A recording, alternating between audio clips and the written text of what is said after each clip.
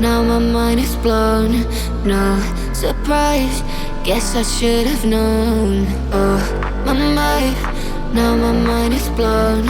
No surprise, guess I should have known. You got control of me, break my barricades. Walls are crumbling grounds, they shake. You came to save,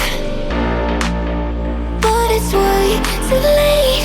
Every single time you stay, I cave.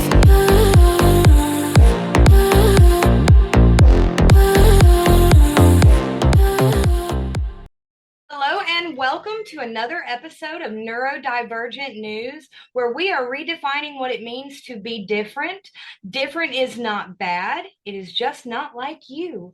I am your host, Deanna Brakefield. I'm a mother of 7, 6 of which are neurodivergent. You know, that can be a little bit of an adventure, along with my husband, who is also autistic. Today, I have with me an absolutely amazing young man. He is a shining role model of what those of us who don't quite feel like we fit in should strive for and be trying to achieve. He is raising his voice to bring awareness to the stigmas that are still out there today. His name is Kadin. Welcome. I am so pleased to have you on the show. I'm pleased to be here. Thanks for having me. Absolutely. So tell us just a little bit about yourself. Give us a little backstory. Well, you pretty much summarized a lot of it. I advocate for better awareness of autism since I feel it's a cause still stigmatized, still not given enough attention as it should be. There are some bills out there, but we still got a long way to go. I was diagnosed when I was 2 years old in 2006. I'm 20 years old now, and starting with the very doctor that diagnosed me, my capabilities were questioned due to autism, due to those social stigmas. To be fair, this was back in 2006. Times were different back then, of course. But thanks to a supportive set of parents, I was able to push myself, prove the naysayers wrong, and still be able to do all the stuff I'm doing now. I graduated high school early in 2022 during COVID online while working 2 jobs. I'm a junior in college now with 4 consecutive dean's lists going on a 5th soon. And I've appeared on over 100 different media platforms advocating for this cause. And I've talked with various politicians about it, and I'm planning a fundraiser next month where all proceeds will benefit one of my favorite organizations in my county, Lake County, the Lake County Special Needs Birthday Club. Okay. How are you associated with the birthday club? You heard of him? He befriended the president of the birthday club, Mike Zurin, who's also the treasurer of Lake County during one of my first public speaking appearances in 2022. I was working on a class project back then where the assignment was to think of a way to help the community and act upon it. My group and I set up a GoFundMe for the Autism Society of America and raised over $1,000 for it and won a contest with it. And that was where I went to promote the fundraiser, the GoFundMe, I should say, that meeting. And from there, me and him clicked. We've partnered on several fundraisers for the birthday club and events, including a Christmas drive for those with special needs last year. That's absolutely amazing. So I did warn you a little bit that I like to make things a little bit personal from time to time. Do you mind going back a little bit and sharing with us what it was like to grow up autistic? Absolutely. Elementary school was fine because kids didn't see differences back then. They just cared about making friends. But Right. middle school and high school, which is typical for a lot of people, but adds neurodivergency to the mix, it can make things 10 times harder. That was a nightmare of bullying and stigmatization. To be fair, these kids were young. They didn't know any better. Or they just wanted to fit in for the football jocks or the cheerleaders, most likely, and look cool in front of their group of friends, or most likely their parents brainwashed them with ideologies that are quite frankly negative. It's my firm belief that everything starts in the home. If the parents are into people like Andrew Tate and Ryan Garcia or P. Diddy, who's the most recent controversial figure, Hmm. and embrace those ideologies, most likely the child's going to embrace those ideologies too and bring it into the school.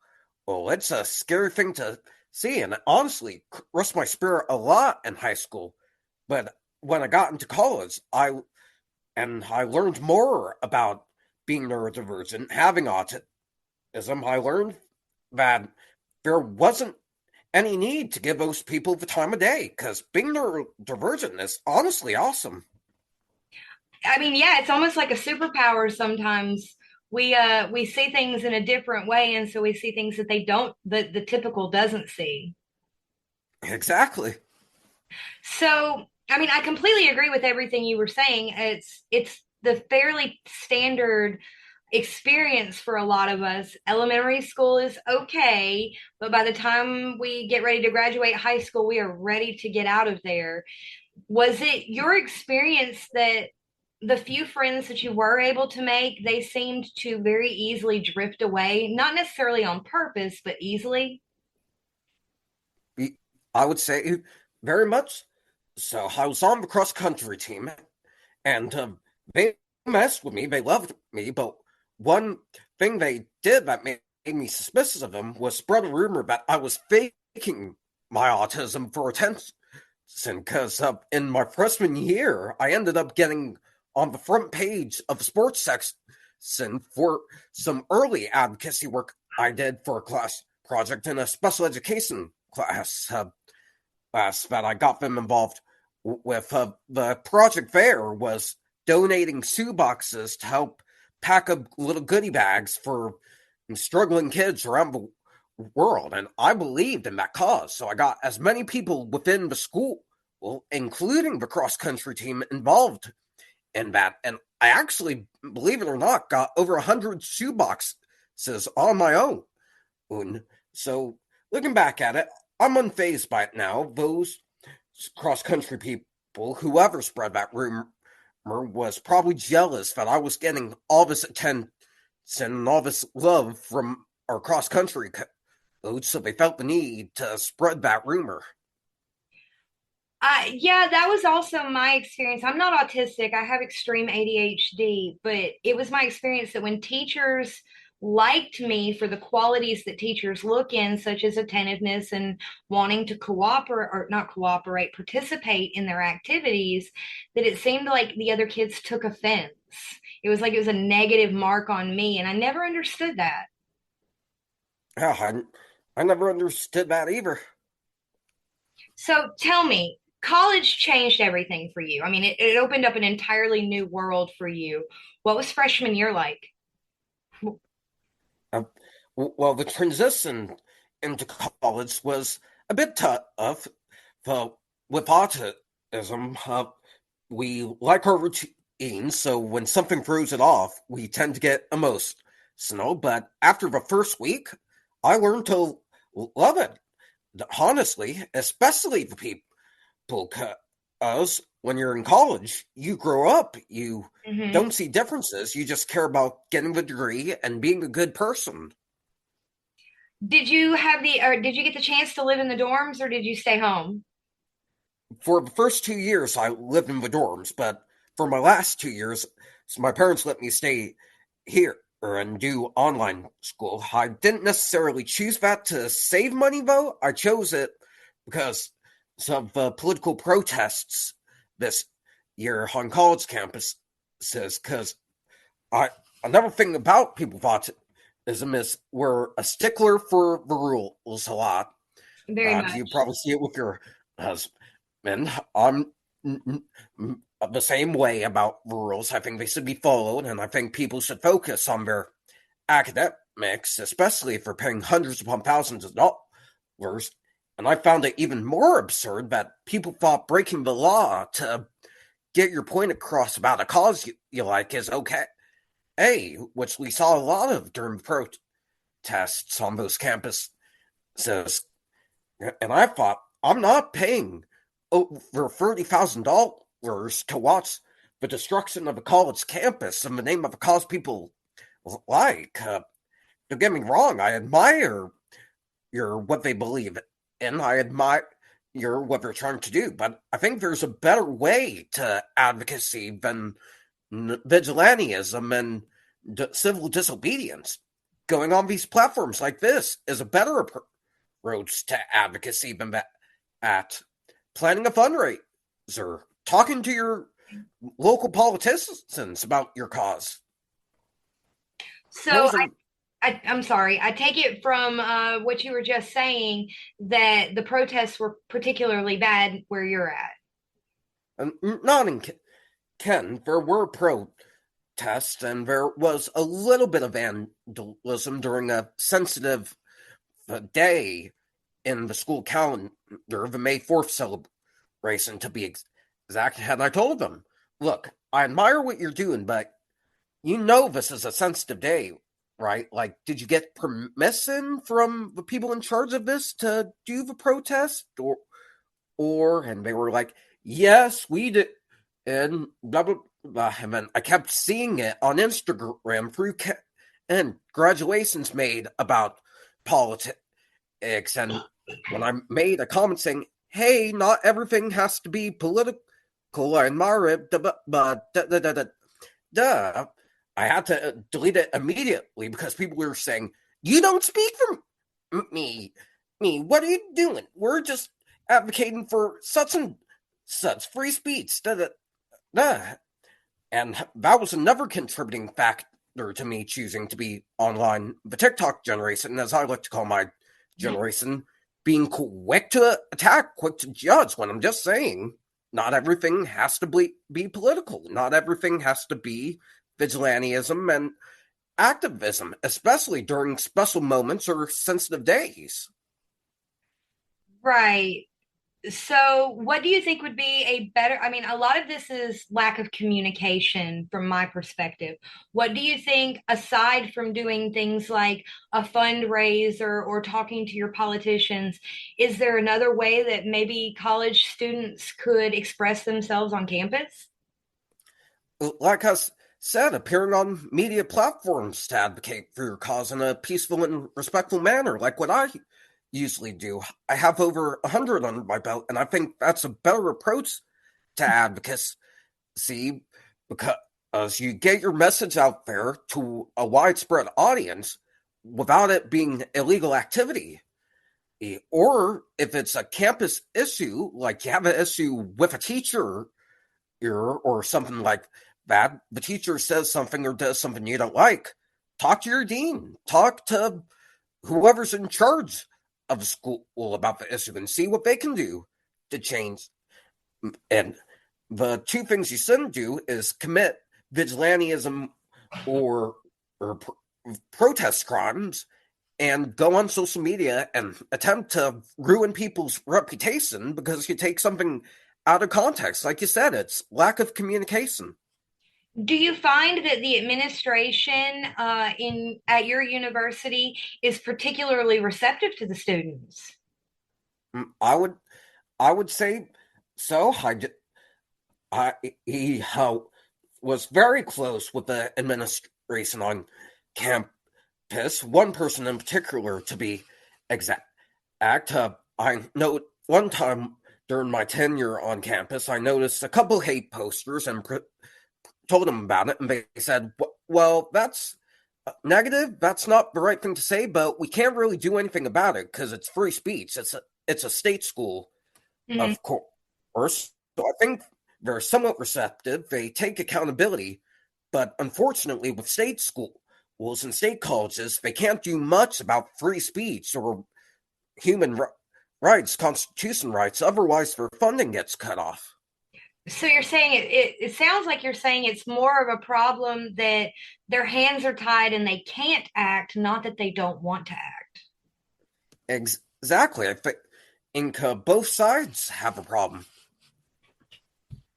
So you are getting close to graduation at this point. You said you're a junior. Are you excited? Yes, ma'am. I'm very excited. What are your plans for after graduation? Oh, well, I'm a communications major currently, and I'm hoping to work for a nonprofit centered around autism or the like, so things go full circle in a way. But my parents warned me that eventually AI will replace a lot of the communications jobs, so I wouldn't be surprised if within 5 years I'm either NIT or dabbling in politics, possibly possibly running for political office in some form within my county at least. So there's more neurodivergent minds in political power. I don't think that would be a bad idea. And you are right about the AI stuff. I work in marketing, and in the last year, probably 40% of marketing jobs have already been replaced, and they're coming for communications and major media next. Oh, oh I saw I honestly find it absurd. Nothing's better than a human, in my opinion, because there's just a lot of personality to a human, which is key to writing, in my opinion. And I've been writing for 5 years since I was 15, and some of the AI works I read are very disrespectful and have no respect for the value of personality, in my opinion. I don't think you're not wrong. AI can't exactly mimic us very well yet. Do you mind if I ask your opinion on this? It's a tool that we've been talking about a lot recently. Tools like Character AI. Have you heard of that one? Hmm. I've used a couple AI apps for autism, and I think those are the only good uses for AI in that sense, because people with autism get that social interaction, don't feel alone, get advice on interview skills and that kind of thing, but it's not overly abusive and corrupting. So, in your experience, you haven't ran across very many people that have become over dependent on it? No, well, not that I've seen. Okay. So, tell me a little bit about autism rocks and rolls, because we talked about that very briefly in our pre-interview, and I'd love to hear more. Oh, oh, it was another show I was on with this host named Sam Mitchell. He's in Indiana, was diagnosed with autism at 4 years old, and went on to become a public speaker and co-founder of that organization where the podcast is commonly hosted. He's interviewed several different wrestlers, and similar to what I'm doing, kind of, he goes on podcasts regularly as well. So you have really, it sounds like you've spent the last 5 to 10 years since you were a young teenager just building connections, building contacts. Very much so, ma'am. So you consider yourself a social person. He, well, more through the computer, if that makes sense, not necessarily in person. I've been working on that particularly, though, because I'll need in person social interactions when I'm in the workplace. Hmm. So would you say that digital communication as we have it now, because you're a baby compared to me, like you're young enough to be my son and I love it. You grew up in a very different world than I did. From the early millennium on, you just had the technology available to explore your world in a way that wouldn't have been available to you 20 years before. Has it been a blessing, or has it limited you slightly? It's honestly been a lesson for me, and especially in the sense of the podcast appearances and public speaking opportunities. Hmm. Keep going. Oh, okay, okay. Hey, I think it's great that you don't necessarily need to go on a stage anymore to talk to people. Yeah, I know that I personally would not be able to get up on a stage or in front of a big like television camera and do what we're doing right now. That would not be okay. Yeah, I'd be able to, but to me, the computer and technology is more convenient, and especially since I don't have a car or proper driver permit yet. So I have avoided asking up until now, but it sounds like you're saying that you have some mobility issues. Oh, no, I don't have mobility. I'm capable of driving a car. I just am nervous about it. Because you can't anticipate what other people are going to do. Yeah. My 18-year-old is very much that way. We were lucky that he got his driving permit this year because we've been trying for 3 years to get him to get it. So one day maybe he'll be able to drive. We'll see. Yeah, I'm hoping to get mine by Halloween, Christmas at the latest. I'll be rooting for you. That's actually a really good goal. I'm proud for you that you actually see the importance in that level of independence. A lot of neurotypicals don't. So I warned you that I was going to ask you this when we spoke before. A lot of indie people, we tend to develop some unusual hobbies and skills.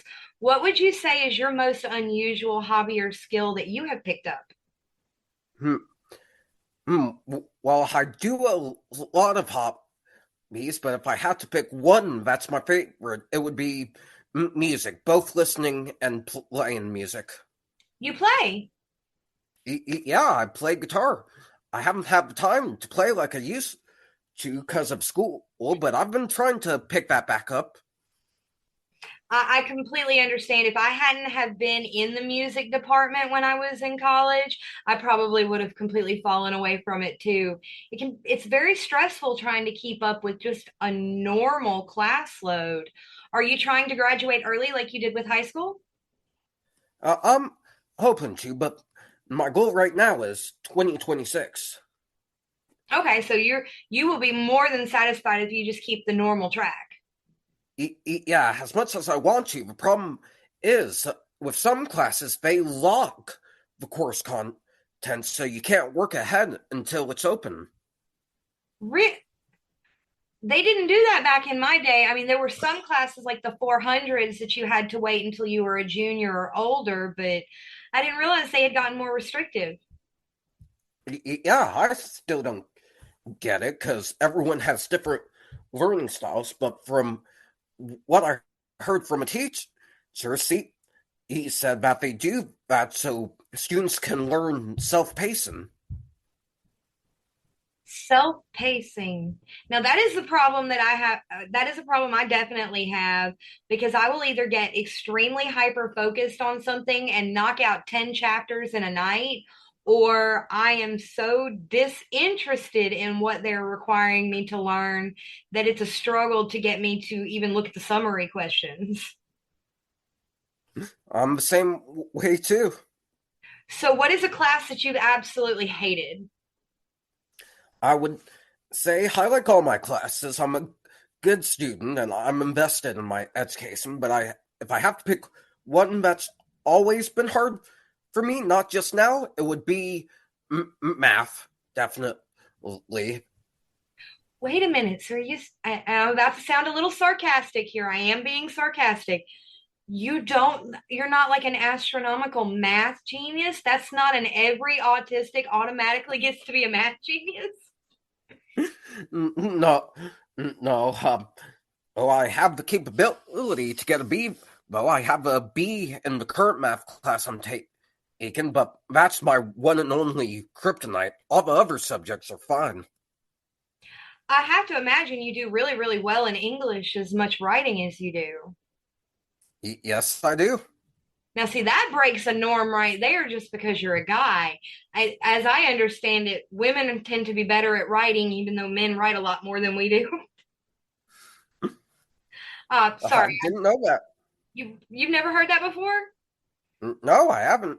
When I was in school, they used to tell us that boys were good at math and science, and girls were good at history and English because we were good at remembering how to do what we were told to do and remembering facts, whereas y'all were the creative ones. Oh, wow. I know it never made any sense to me.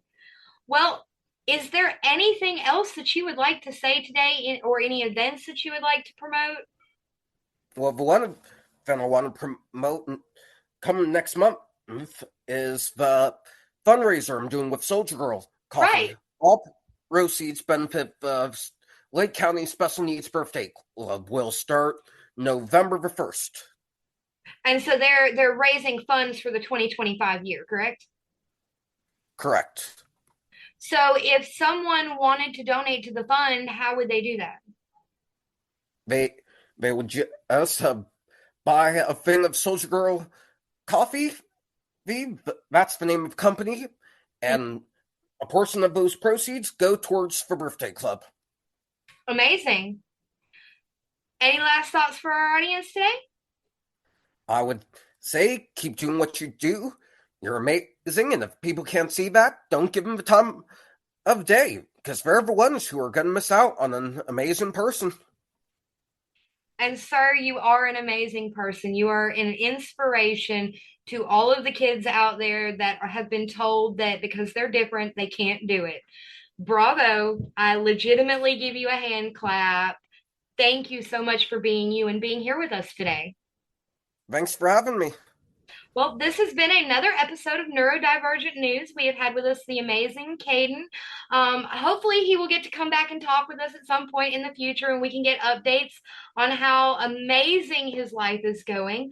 If you have any questions or you want to reach out to him, his contact information will be in the bio section of this episode's blog. All of you have a glorious and wonderful day, and we will see you next time.